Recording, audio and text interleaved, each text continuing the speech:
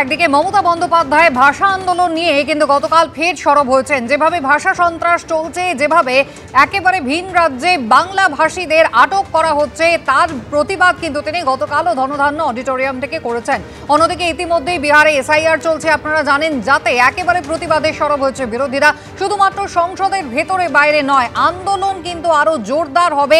আশঙ্কার মেঘ কিন্তু উড়ে আসছে ধীরে ধীরে পশ্চিমবঙ্গের দিকেও। তাহলে কি একেবারে টার্গেট পশ্চিমবঙ্গ? যদিও ইতিমধ্যে জ্ঞানেশ কুমার, যিনি একেবারে নির্বাচনী আধিকারিক, তিনি কিন্তু স্পষ্টই জানিয়ে দিয়েছেন যে কোনোভাবেই মৃত ভোটার অনুপ্রবেশকারী তাদেরকে ভোটার তালিকায় রাখা নির্বাচন কমিশন বরদাস্ত করবে না। তাহলে বিরোধী বনাম নির্বাচন কমিশন সংঘাত কি আরো বাড়বে? আলোচনা করব যারা রয়েছেন। প্রথমে পরিচয় করে দিই। ভাস্কর সেনা রায় রয়েছেন জয় মল্লিক, সুব্রত দত্ত এবং প্রাক্তন পুলিশ কর্তা সলিল ভট্টাচার্য। সবাইকে স্বাগত জানাই আলোচনায়। তবে মিঠুন চক্রবর্তী, তিনি কিন্তু আবারও বঙ্গ রাজনীতিতে একেবারে সক্রিয় হয়েছেন। প্রধানমন্ত্রী এসেছিলেন গত সপ্তাহে এবং সেই 18 তারিখ প্রধানমন্ত্রীর মঞ্চেই দেখা গিয়েছিল মিঠুন চক্রবর্তীকে। বলেছিলেন সক্রিয়ভাবে আবারও কিন্তু পথে নামবেন তিনি, ভোটের প্রচারে নামবেন তিনি। একগুচ্ছ কর্মসূচি রয়েছে। তবে গতকাল একেবারে সরব হয়েছেন তিনি। বলছেন ভোটার তালিকা পশ্চিমবঙ্গে সংশোধনের পরে তৃণমূল কংগ্রেস কিন্তু কোনোভাবেই 70 আসন পেরোতে পারবে না 2026-এ।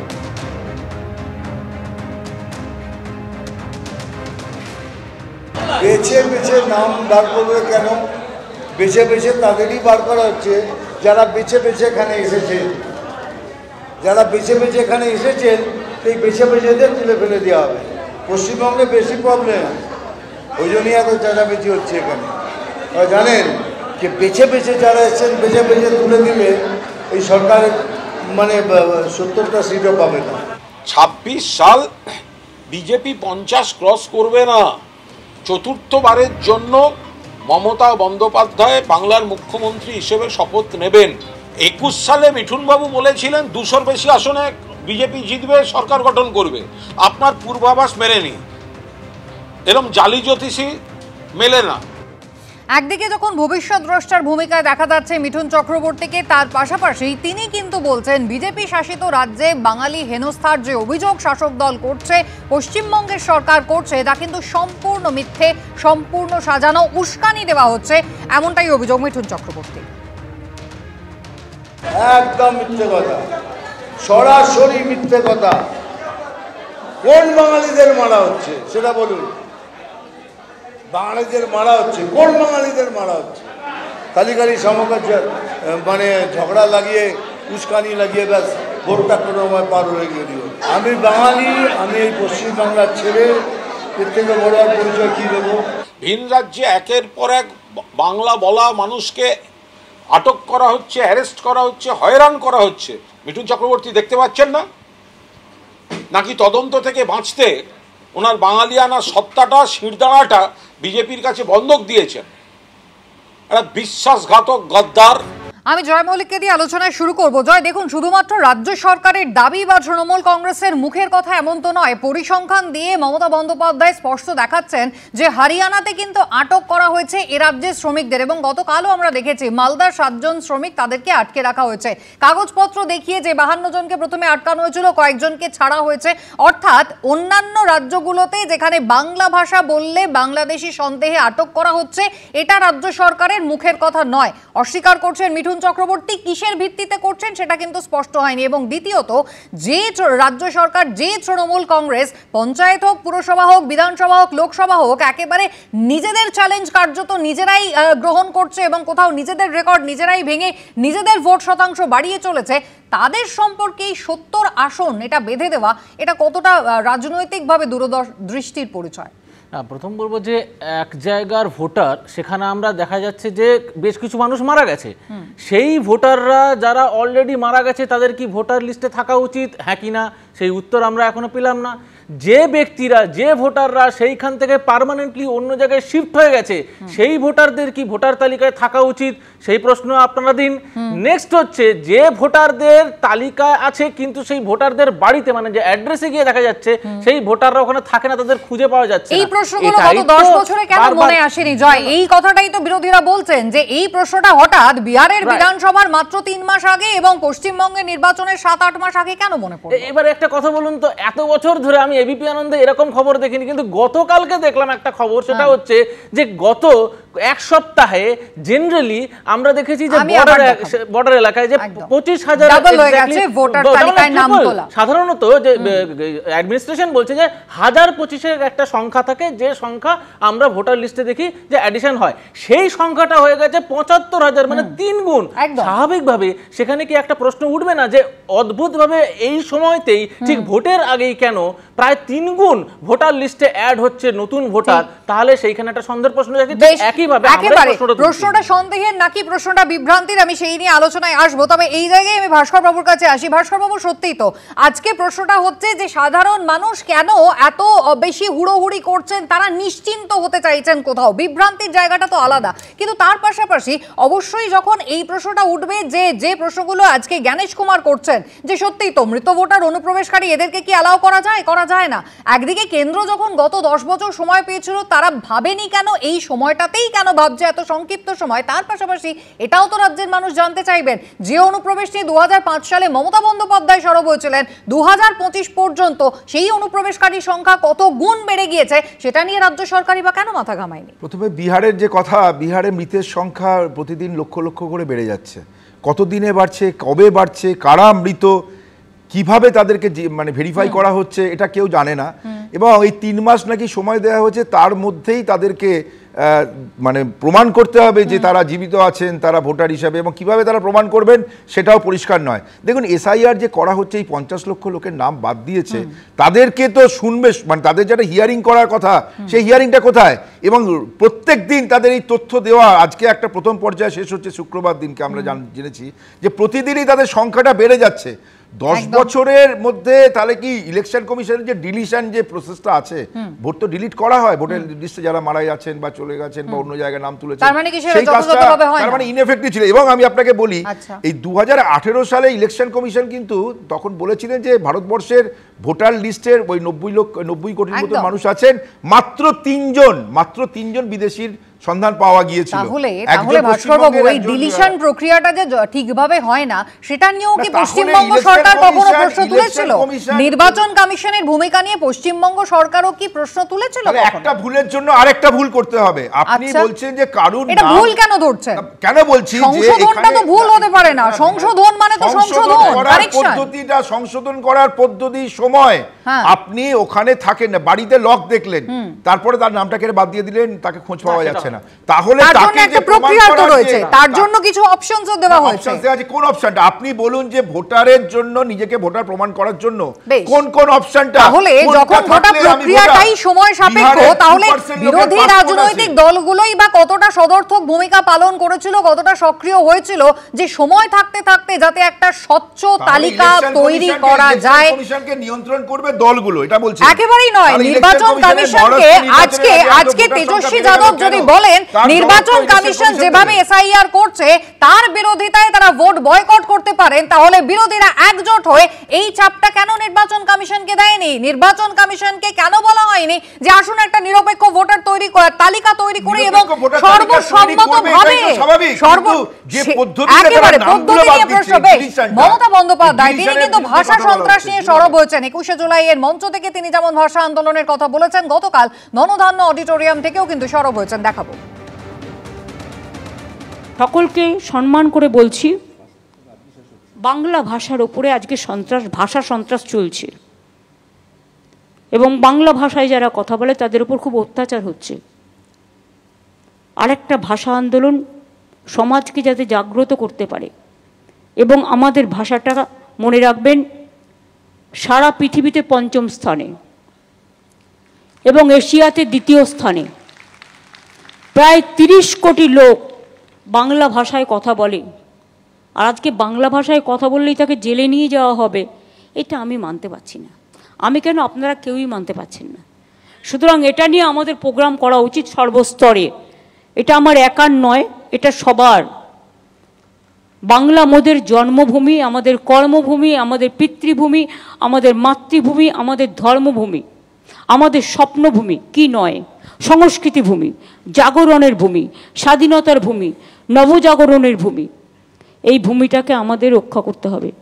সুব্রতদা, আসল কথা হচ্ছে কেন্দ্র বলছে, বিজেপি বলছে যে একটা স্বচ্ছ ভোটার তালিকা তারা চায়, নির্বাচন কমিশন বলছে একটা স্বচ্ছ ভোটার তালিকার প্রয়োজন রয়েছে। আপনারাও দীর্ঘদিন ধরে এ রাজ্যের ক্ষেত্রে অভিযোগ করেছেন যে দিস্তা দিস্তা মৃত ভোটারের নামের তালিকা সিইও অফিসে আপনারা নিয়ে গিয়েছেন, কিন্তু সেটা কোথাও গ্রহণযোগ্য হয়নি এবং সেই কাজ করার ক্ষেত্রে কোনো সদর্থক ভূমিকা দেখাই যায়নি। তাহলে আজকে যখন স্বচ্ছ একটা প্রক্রিয়া অবলম্বন করার চেষ্টা চলছে, সেটা নিয়ে একেবারে সর্বাত্মক বিরোধিতা কেন? প্রথম কথা হচ্ছে ভোটার লিস্টটা স্বচ্ছ হোক, এটা নিয়ে কোনো বিতর্কই নেই। ভোটার লিস্টে কাজ করবার জন্য নির্বাচন commission 1, 2 state administration, 3 political party, এরা স্টেক হোল্ডার। তো এদের নিয়ে মিটিং হয়নি। 1, 2 নম্বর কথা হচ্ছে আজকের আধুনিক প্রযুক্তির যুগে দেখুন, যারা মারা যায় তারা কোথাও না কোথাও সেটা রেজিস্টার্ড হয়, পঞ্চায়েতে হতে পারে, মিউনিসিপ্যালিটিতে হতে পারে, কর্পোরেশনে হতে পারে। তাহলে নির্বাচন কমিশন এরকম কোনো অ্যাপ তৈরি করছে না কেন যে ওইখানে রেজিস্টার হলেই ডেট, সেটা হচ্ছে গিয়ে বাদ চলে যাবে? কারণ ডেথ সার্টিফিকেট না দিলে ভোটার লিস্ট থেকে নাম বাদ দেওয়া যায় না। ফলে এই যে অসুবিধা, এই অসুবিধাটা দূর করতে তো পারে নির্বাচন কমিশন নিজে আজকের প্রযুক্তিকে ব্যবহার করে। কেন করছে না? কেন এইরকম একটা তুমি কাগজ দেখাও, তুমি কাগজ দেখাও, তুমি কাগজ দেখাও বলে হচ্ছে গিয়ে অযথা হচ্ছে গিয়ে ভয়ের পরিবেশ তৈরি করছে কেন? 2 নম্বর কথা হচ্ছে যে দেখুন, এই যে শিফটেড যারা পার্মানেন্টলি চলে গেছে, আজকে দেশের মধ্যে একটা লোক যদি বাইরে, পশ্চিমবাংলা ধরুন, কোটি কোটি লোক, প্রায় কোটির ওপরে লোক যারা হচ্ছে গিয়ে বাইরের রাজ্যে কাজ করতে চলে, মমতা বন্দ্যোপাধ্যায়ের হিসাব অনুযায়ী ধরে নিন 22 লক্ষ। মমতা ব্যানার্জির হিসাব ধরবেন না, ওটা কোনো হিসাবই না, বাইরে চলে গেছে কাজ করতে। এখন সেই লোকগুলো এখন কাজ করছে কেরালায়, মধ্যপ্রদেশে, এখানে ওখানে। তো তাকে যখন বাড়িতে গিয়ে দেখবে যে নেই, তার নাম বাদ চলে যাবে। কেন বাদ চলে যাবে? কিসের জন্য বাদ চলে যাবে? প্রশ্ন হচ্ছে তাহলে নির্বাচন কমিশন, তুমি 2003 অবধি যাদের নাম তুললে বা তারপরে যাদের নাম তুললে, সেই নাম তোলায় গন্ডগোল করেছো তুমি। ফলে এই গন্ডগোলের দায় সাধারণ মানুষের ওপর আসবে কেন? সময় নিয়ে, সকলকে কনফিডেন্সে নিয়ে ভোটার লিস্টকে স্বচ্ছ করা উচিত, সেই বিষয়ে উদ্যোগ গ্রহণ করা উচিত নির্বাচন। সুব্রতকে ধন্যবাদ জানাই, উনি একটা খুব ইম্পর্টেন্ট কথা বলেছেন। সেটা হচ্ছে যে যেখানে আমরা জানি রাজ্য সরকারের কাছে এরকম তথ্য আছে যে কারা মারা যাচ্ছে, সে শ্মশানঘাট থেকে হোক, বিভিন্ন তথ্য কিন্তু আছে, রেজিস্টার্ড হয়। তাহলে এই ডেটাটা কার কাছে আছে? রাজ্য সরকারের কাছে। তাহলে পশ্চিমবঙ্গ সরকারের কাছে যদি এই তথ্য থেকে থাকে, তাহলে সেই তথ্যটা কেন তারা ইলেকশন কমিশনের কাছে দিচ্ছে না এবং বলছে না যে আমি বলছি তাহলে এই তথ্যটা কেন রাজ্য সরকার বা পশ্চিমবঙ্গ সরকার কেন ইলেকশন কমিশনকে দিচ্ছে না? এক। দ্বিতীয় কথা হচ্ছে এই বিষয়গুলোকে যেখানে আমরা বারবার দেখছি যে পশ্চিমবঙ্গে একজন পঞ্চায়েত প্রধান সে বাংলাদেশি, একজন বাংলাদেশি সে 2 জায়গায় ভোট দিয়ে দিচ্ছে, 2টো ভোটার কার্ড দিয়ে। আমরা সেটাই, এটা তো রাতারাতি হয়নি, এটা একেবারে রাতারাতি হয়নি, বছরের পর বছর ধরে হচ্ছে। তাহলে নির্বাচন কমিশন এখনই হঠাৎ কেন নড়ে চড়ে বসলো, হঠাৎই সক্রিয়তা কেন? বলুন। একটা কথা বলছি, সেটা হচ্ছে এই যে বর্ডার এরিয়ায় ভোটের লিস্টে নাম বেড়ে যাচ্ছে, আচ্ছা লোকগুলো কে? লোকগুলো যদি বাইরে থেকে আসে, তাহলে বাইরে থেকে আটকানোর দায়িত্ব কার? সে দায়িত্ব কে নেবে? আমি আবার আসবো, আমি একবার দেখাই। দিলীপ ঘোষ তিনি কিন্তু বলছেন যে টাকা ফেললেই যেমন আধার কার্ড পাওয়া যায়, তেমন দরকার হলে বাড়ির পোষা কুকুরের নামেও কিন্তু আধার কার্ড তৈরি করা যায়। দেখুন, এইসব কার্ড তো পয়সা দিলে পাওয়া যায়। আপনার বাড়ির যে পোষা কুকুর তার নামে আপনি আধার কার্ড করতে পারেন। এটাকে পরিচয়পত্র মানা হচ্ছে না, কারণ আপনারা দেখেছেন পশ্চিমবাংলায় বস্তা বস্তা ভোটার কার্ড পাওয়া গেছে রাস্তায়, বা আধার কার্ডও বস্তা বস্তা পাওয়া গেছে। এর কি মূল্য আছে? আমি সলিলার কাছে এই জায়গায় আসবো। সলিলা, প্রথম কথা হচ্ছে ঘন্টার পর ঘন্টা লাইন দিয়ে এবং হাজার হাজার কোটি টাকা ব্যয় করে তাহলেই আধার কার্ড তৈরি করা, এবং সব থেকে বড় কথা আধার কার্ডের সঙ্গে সমস্ত প্রয়োজনীয় ব্যাংক অ্যাকাউন্ট থেকে শুরু করে যাবতীয় ইনকাম ট্যাক্স সমস্তটা লিঙ্ক করার ফলাফল কি তাহলে এই? না, তুমি দেখো কুসুমিতা, দিনের পর দিন যদি একটা ভুল হয়ে থাকে, দিনের পর দিন যদি একটা প্রশাসনিক যদি গাফিলতি হয়ে থাকে, সেটাকে will you allow it to continue? একদম। এবং সেই খেসারত দেবেন সাধারণ মানুষ। খেসারত তো দিতে হবে সাধারণ মানুষকে, but better late than never. তুমি বলো এই আজাদ মল্লিক কে? একদম, এই আজাদ মল্লিক কে? কোটি কোটি টাকা হাওড়া এয়ারপোর্টের পাশ থেকে ওখান থেকে ধরা হয়েছে ওকে। এই সাদরাদি কে? নওদা হরিহরপাড়া 2টো জায়গার সে ভোটার, তাকে ধরতে এলো আসাম পুলিশ। এই জাভেদ মুন্সি কে? ক্যানিং থেকে তাকে ধরতে এলো কাশ্মীর থেকে, জম্মু কাশ্মীর থেকে। এই নিউটন দাসকে, এই ডায়মন্ড হারবারের এখানকার নয়। এই চুমকি কে? বাংলাদেশে অঙ্কিতা, আর এখানে হয়েছে চুমকি। এই তোমার কৃষ্ণকান্ত বাইন কে? উত্তর দিনাজপুর গোয়ালপুকুরের সে কৃষ্ণকান্ত বাইন, তার নিজের নামে Aadhaar card, voter I card, PAN card সব আছে, বাংলাদেশি পাসপোর্টও আছে। তাহলে তুমি বলো দিনের পর দিন will it be wise to continue? একেবারে, এবং কিভাবে অর্থের বিনিময়ে এখানে সহজেই পরিচয়পত্র তৈরি করা যায়, রীতিমতো কার্ড ছাপিয়ে একেবারে রেড কার্ড তৈরি করে জালিয়াতির হাব পশ্চিমবঙ্গে তৈরি হয়েছে। এবং যারা অনুপ্রবেশ করেছেন, যে বেআইনি অনুপ্রবেশ নিয়ে কেন্দ্র তথা বিজেপি এখন এত সরব, সেই বেআইনি অনুপ্রবেশ রোখার দায়িত্বটা কাদের ছিল? প্রশ্ন যেমন কেন্দ্রের দিকে, প্রশ্ন কিন্তু রাজ্যের দিকেও থাকবে। বিহারে ভোটার তালিকায় বিশেষ সংশোধনের ঢেউ পশ্চিমবঙ্গে। প্রতিবেশী রাজ্যে লক্ষ লক্ষ ভোটারের নাম বাদ যাওয়া নিয়ে বিতর্কের মধ্যে পশ্চিমবঙ্গে বাড়ছে ভোটার তালিকায় নাম তোলার হিড়িক। সিইও দপ্তর সূত্রে খবর, গত 7 দিনে রাজ্যে 7টি সীমান্তবর্তী জেলায় ভোটার কার্ডের জন্য আবেদন বৃদ্ধি পেয়েছে দ্বিগুণ। বিহারে ভোটার তালিকার বিশেষ সংশোধন ঘিরে উত্তাল জাতীয় রাজনীতি। লক্ষ লক্ষ ভোটারের নাম বাদ যাওয়া নিয়ে বিক্ষোভের মধ্যেই পশ্চিমবঙ্গে বাড়ছে ভোটার তালিকায় নাম তোলার হিড়িক। ভোটার তালিকায় নাম তুলতে ও ভোটার কার্ড পেতে সবচেয়ে বেশি আবেদন জমা পড়ছে রাজ্যের বাংলাদেশ সীমান্ত লাগোয়া জেলাগুলি থেকে। রাজ্যের মুখ্য নির্বাচনী আধিকারিকের দপ্তর সূত্রে খবর, গত 7 দিনে এ রাজ্যের 7 সীমান্তবর্তী জেলায় ভোটার কার্ডের জন্য আবেদন বৃদ্ধি পেয়েছে দ্বিগুণ। কোচবিহার, উত্তর দিনাজপুর, মালদা, মুর্শিদাবাদ, উত্তর 24 পরগনা, দক্ষিণ 24 পরগনা, নদিয়া। বাংলাদেশ সীমান্ত লাগোয়া এই সব জেলায় গত 7 দিনে ভোটার কার্ডের জন্য আবেদন দ্বিগুণ হারে বেড়ে গেছে। বিহারের পর পশ্চিমবঙ্গে ভোটার তালিকার বিশেষ সংশোধন শুরু হবার জোরালো সম্ভাবনা। তাই কি হঠাৎ করে ভোটার তালিকায় নাম তোলার প্রবণতা বেড়ে গেছে? রাজ্যের মুখ্য নির্বাচনী আধিকারিকের দপ্তর সূত্রে খবর, সাধারণত রাজ্যের সব জেলা থেকে সপ্তাহে 25 থেকে 30 হাজার আবেদন জমা পড়ে ভোটার তালিকায় নাম তোলার জন্য। কিন্তু গত 7 দিনে শুধু 7 সীমান্তবর্তী জেলা থেকেই ভোটার তালিকায় নাম তোলার জন্য 75,000 আবেদন জমা পড়েছে। রাজ্যের মুখ্য নির্বাচনী আধিকারিকের দপ্তর সূত্রে খবর, হঠাৎ কেন এত আবেদন খতিয়ে দেখছে নির্বাচন কমিশন।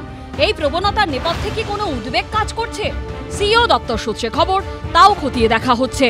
রুমা পাল, অর্ণব মুখোপাধ্যায় ও কৃষ্ণেন্দু অধিকারীর রিপোর্ট, এবিপি আনন্দ। আমি সুব্রতদার কাছে যাব সংক্ষেপে। সুব্রতদা, কোথাও মানুষ কি এই মুহূর্তে বিভ্রান্ত হয়ে পড়ছেন, কোথাও একটা নিশ্চয়তা খোঁজার চেষ্টা করছেন এবং সেই কারণে কেউ রেসিডেন্সিয়াল সার্টিফিকেট চাইছেন, কেউ বিজেপির যে সিএ ক্যাম্প রয়েছে সেখানে যাচ্ছেন, কেউ ভোটার তালিকায় নাম তুলতে যাচ্ছেন, একেবারে কনফিউজড। হ্যাঁ, এই তো হবে। এটাই হচ্ছে গিয়ে একটা ফ্যাসিস্টিক ট্রেন্ড। যদি গভর্নমেন্ট থাকে তারা এরকম করে ভয়ের পরিবেশ তৈরি করো। আচ্ছা, আপনি বলুন তো, এই যে ফেক নাম, এই সলিলদা অনেক নাম বলো, কারেক্টলি বলেছে, আরও নাম আছে। আচ্ছা, এই নামগুলো যে ভোটার লিস্টে উঠলো, সরকারি কর্মচারীগুলো কি করলো? ডিএম কি করলেন? এসডিও কি করলো? দেখুন, এসডিও ডিএম এরা কিন্তু আমৃত্যু রেসপন্সিবল। এদের বিরুদ্ধে অ্যাকশন হচ্ছে না কেন? নির্বাচন কমিশনের যারা উচ্চপদস্থ লোকেরা আছেন দায়িত্বপ্রাপ্ত দিল্লি বা এখানে, তারা কেন হচ্ছে গিয়ে এই ডিএম এসডিও ভিডিওদের বিরুদ্ধে ব্যবস্থা গ্রহণ করলো না এই ফেক নাম তোলার জন্য? আচ্ছা, এই যে নাম উঠছে সীমান্তবর্তী জেলাগুলোতে, তো সেখানকার ভিডিও এসডিওরা কি করছেন? কি কারণে হচ্ছে গিয়ে শুধুমাত্র দেখুন, এইসব আইওয়াশ করে লাভ নেই। এক হচ্ছে বিহারকে ঢাল করে হচ্ছে গিয়ে পশ্চিমবাংলায়, আমি কলকাতা শহর বলছি, একটা ওয়ার্ড নাম বলছি না, 120টা বুথ হয়ে গেছে একটা ওয়ার্ডে। 1 লক্ষের উপরে ভোটার, এটা হয় পশ্চিমবাংলায়, কলকাতা শহরে। তাহলে অফিসাররা কি করছে? একেবারে এবং সীমান্তবর্তী যে 7টি জেলার কথা বলছেন, তার মধ্যে উদাহরণ হিসেবে সুব্রতদা অবশ্যই শুধু দক্ষিণ 24 পরগনার কাকদ্বীপটাই যদি আমরা দেখি, সেখানেও কিন্তু একেবারে অ্যাসিস্ট্যান্ট সুপার ম্যানেজার যিনি দায়িত্বে ছিলেন, তাকে কিন্তু অ্যাসিস্ট্যান্ট সিস্টেম ম্যানেজার, তাকে কিন্তু ইতিমধ্যেই সাসপেন্ড করা হয়েছে। এবং সেখানে মন্টুরাম পাখিরা বিধায়ক, তিনি কিন্তু দাবি করেছেন লক্ষ লক্ষ টাকার বিনিময়ে সেখানে কিন্তু ভোটার কার্ড পাওয়া যায়। উদাহরণ হিসেবে আমরা নিউটন দাসকেও দেখেছি। আমরা একটা ছোট্ট বিরতি নেব, বিরতির পর আমি আলোচনায় আবারও ফিরে আসবো, আপনারা সঙ্গে থাকবেন।